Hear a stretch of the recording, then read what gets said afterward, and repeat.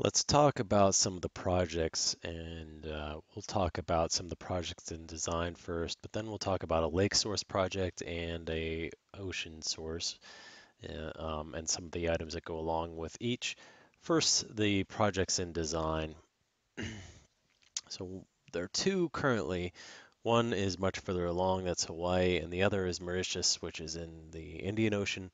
It's proposed seawater cooling system.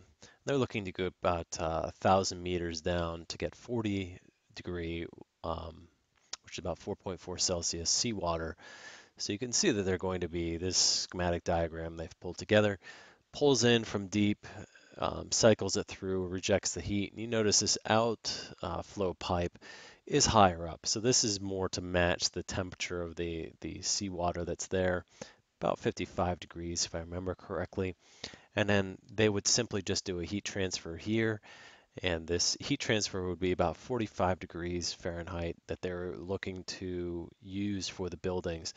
And I know we covered it before, but just to mention, the reason why 45 or so degrees, it's nice for dehumidification and it makes it easier so you can have smaller cooling loops and so on. Your pumping doesn't have to be as much. Especially 45 degree water, you can have a larger delta T. So if you have 20 degree delta T, it means that you can use more of that, use less seawater and more of the temperature exchange if you can get it. All right, but their idea is to put the cooling station right beside their seaports and just pump it out to the buildings and making that a mandatory thing for them. So Honolulu, Hawaii is proposing it, the same sort of thing, but they're in I believe it's a public-private partnership, and what they have going is a cooling station here. Again, they're bringing in seawater at about 45 degrees. The depth is about 1,700 feet, about 518 meters. So if you think about Hawaii, and we just looked at those different temperatures there on the other chart, Hawaii even has better performing temperatures at less depth. So they're getting that 45 instead of going down 750 meters, they're only going down 500 and some. But they're pulling it in at 45 and then they're returning it, of course, higher. But the idea is to go below that wave action. That's where they're looking to return. And the interesting thing is they want to serve at 44 degrees. So you can see they're bringing it at 45 and they actually have a chiller station here. So the chiller just brings it down, this chilled water loop temperature on this side, down another degree or two based on what they can get out of the seawater. And the idea is that seawater is also used on the chiller side to help reject heat. Now, it's a little bit more expensive where they have this cooling station that actually has mechanical equipment doing the cooling to get it to 44 degrees Fahrenheit.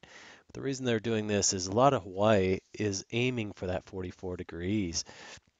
It makes it much easier for them to use and to sell to their customers because the way that they're looking at it is they're putting in this infrastructure and these buildings, these building owners, all these developers and owners will have to basically buy the amount of cooling that they're going to use. So they're being treated just like a utility would be treated. And in that case, that's where this partnership is looking to make money, is they're going to act like the utility, but they're operating so low and they don't have to worry about the electricity as much. They do here, but it's not like a separate mechanical cooling system in each building. Instead, they can get rid of their chillers, they can get rid of their cooling towers, and they can just tap on into this main chilled water system. That's the selling point because not only in these buildings are you maintaining all of that equipment, the mechanical equipment, it also takes space. Why bother? Why have all of that happen? And not only that, you're also using less water, less potable water. And if you think about Hawaii, electricity costs are about twice as high as elsewhere in the United States, but the water costs are also higher because they don't have the amount of fresh water that the rest of the United States does. If you think about that, they do for their common uses, but in a lot of ways they have to be very savvy about their water use. So that's basically some of the advantages that Honolulu is looking at, and that's why some of these seawater systems are very attractive, especially when you're talking about not only saving energy, you're reducing the amount of oil that you have to bring in to burn or coal or anything else for a fuel source to have electricity in order to run a chiller plant, why bother?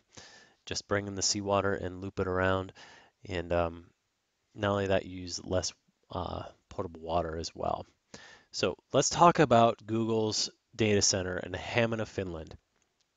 So if you see, this is basically the Baltic Sea here, and you can see Russia's over here. We have Sweden, Finland, and this is the Bay of Finland, or the Gulf of Finland, I should say. And that Gulf of Finland has Helsinki on it right here, and Hamina is about an hour or so drive east. St. Petersburg, Russia is right here on this very spot.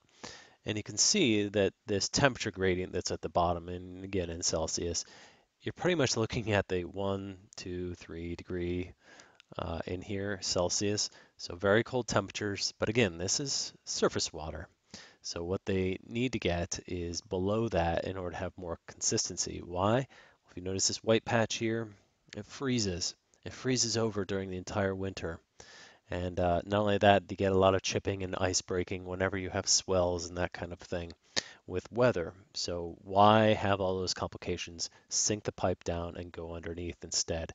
So let's take a look inside. And here's what Google bought.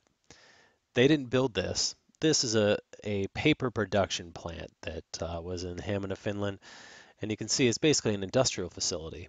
Huh. We've been talking about that in a few other segments as well. So it's an industrial facility. You can see they had some of these extra accoutrements out here. Google didn't need that. What they needed is the nice paper facility here. And what used to be a lot of heavy equipment now holds a lot of their heavy racks or servers and so on, which is very heavy.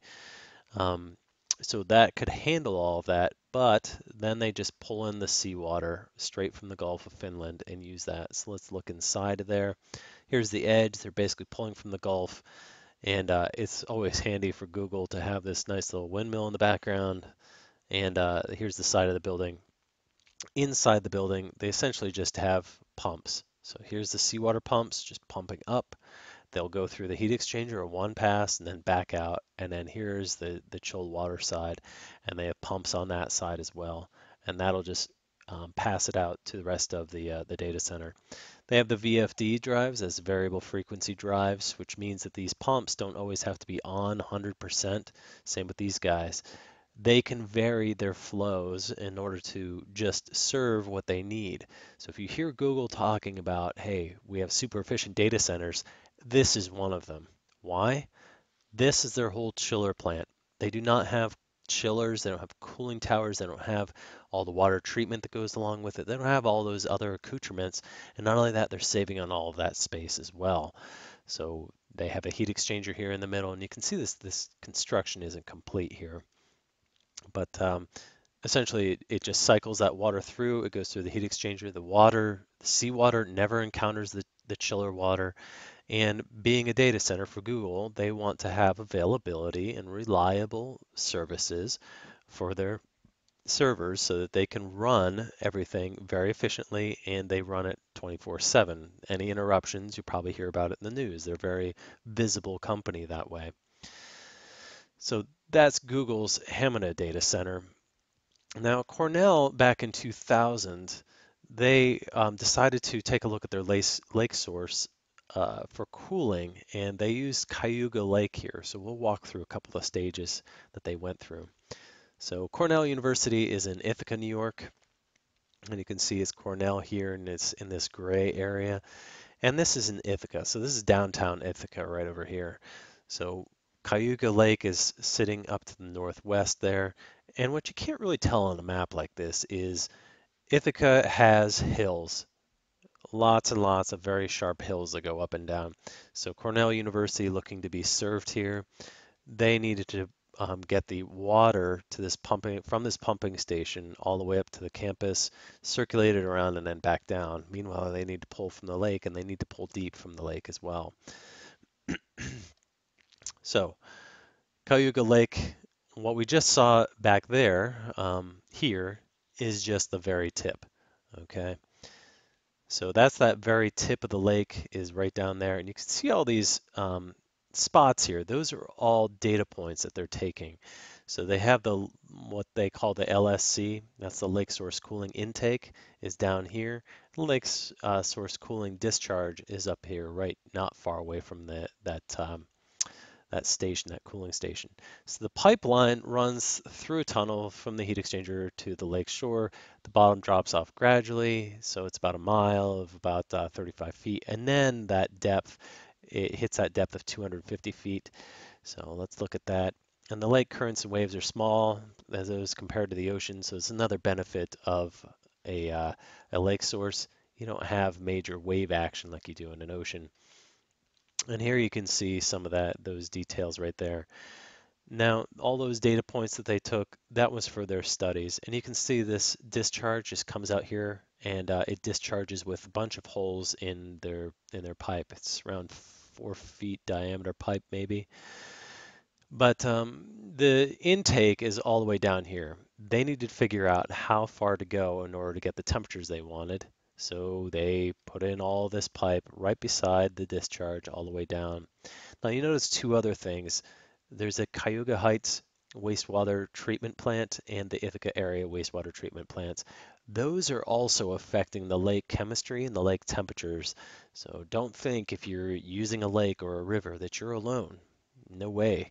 You're probably way behind others that are wastewater treatment plants or other industrial facilities. So this isn't something that's new that should be shocking to the local community. As a matter of fact, they should be glad that you should be entertaining such an idea.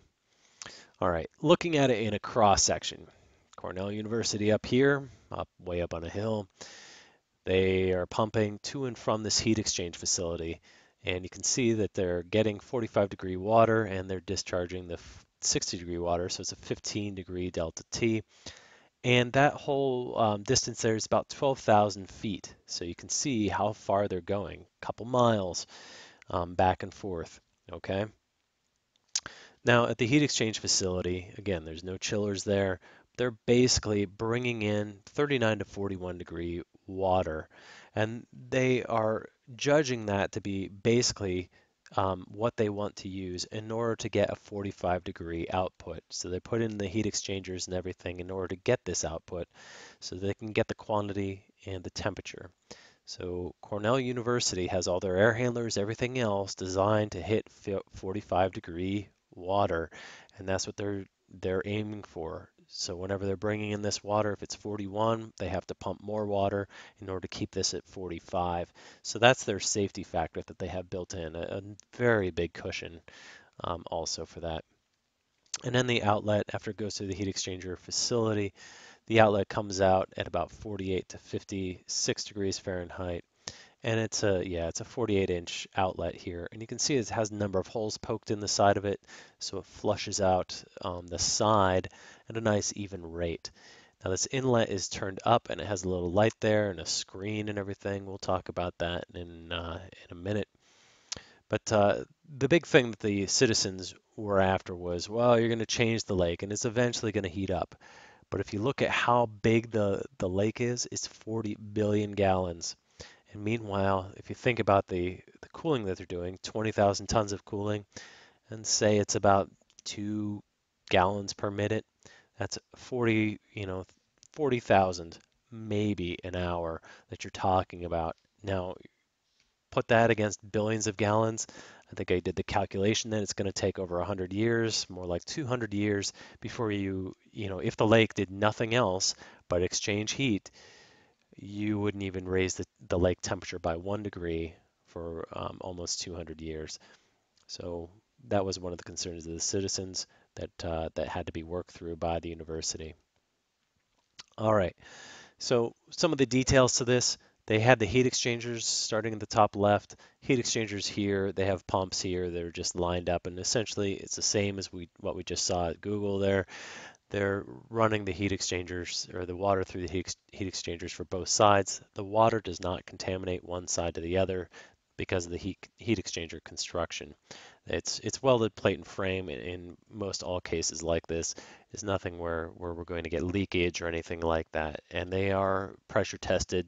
The manufacturers have been doing that for decades now, doing that. And doing it for water is not a big deal to them.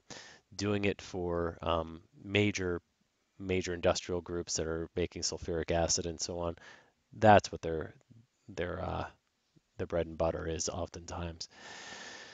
All right, chilled water loop acquired extensive infrastructure logistics. So this is Ithaca here, and they are basically ripping up, going through the campus. They had to rip up the main street of Ithaca too. You can see this piping going in. You can get the good idea that, hey, this is significant piping that's happening. And then here's the piping that they put together on the shore, and now they're floating it out into the lake before they lay that down into the lake there. And again, that bigger piping on the intake is a 63 inch. They had it custom made with polyethylene, and we can get it more. It's not so much custom these days. You can get it made pretty easily and cheaply. But you see they have these collars around this. These are concrete collars that they're using, and that'll sink the pipe in and keep it stable. Then they'll wedge it down, and basically once it's down, it is not going to move. It's not going to go laterally. It's not going to go back and forth. So you can see how it's got these sort of flexible connections here. It's not going to change. It's not going to move that much at all. So being Ithaca and it's a lake, they don't have the major ocean moving equipment, and you can see there's a backhoe holding up one end of it. What they did is they slowly filled up one end and with water, and then let it sink gradually down. So that's how they basically filled up the pipe and set it into place. Very smooth, very easy. You just wait for a nice calm day, and you can do it rather quickly. It's just all a matter of how fast you can pump. So here's that station, that cooling station, and what they did is they dredged it out and they buried this pipe out here. So the pipe that's here is not going to be seen, and the outlet is essentially where that sailboat comes out. But they did that because they knew that they're going to have this road in here and this park right here. So that outlet pipe is about 15 feet down from the ocean or from the lake surface, and it's not going to be disturbed by too much. Any craft, any boat craft or anything like that is not going to really impact that pipe too much. But the piping outlet itself does not occur. You don't have any water coming out of it until much further into the lake. So then there's that pump station. So you have an idea of how big that is. It's just full of pumps and heat exchangers. All right. So we'll talk about some of the design items and issues in the next session.